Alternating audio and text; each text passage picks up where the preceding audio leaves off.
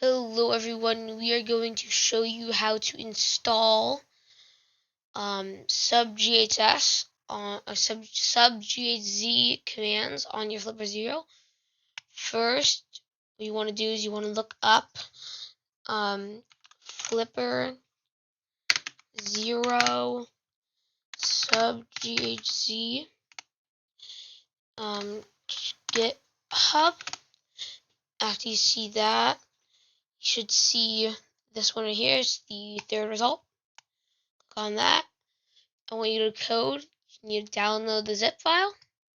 Once the zip file is downloaded, you need to go to your file explorer. You should see right here, it is Sub-GHz files. You need to left click on this, or right click on this, you need to extract all. After, it might take a little bit. After you extract all, you should see this. It's the extracted file. What you need to do is there should have been, I don't have it anymore, do something that says readme. I want you to delete that. After that, take this file, connect to your Flipper Zero,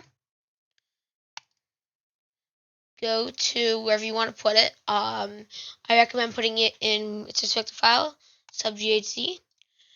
I have my own thing, custom plugins. Plop it in there. It might take a little while.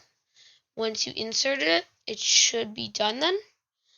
And then you have access to custom plugins. You have access to these custom plugins, kind of. These are not made by me, these are made by someone else. As you can see, if I zoom in, you have all this stuff.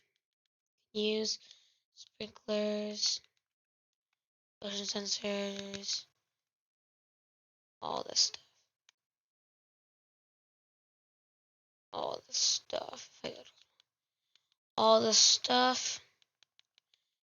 Be ready for my next video. I'm going to show you the rundown on how to install amiibos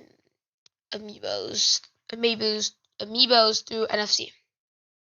Thank you for watching.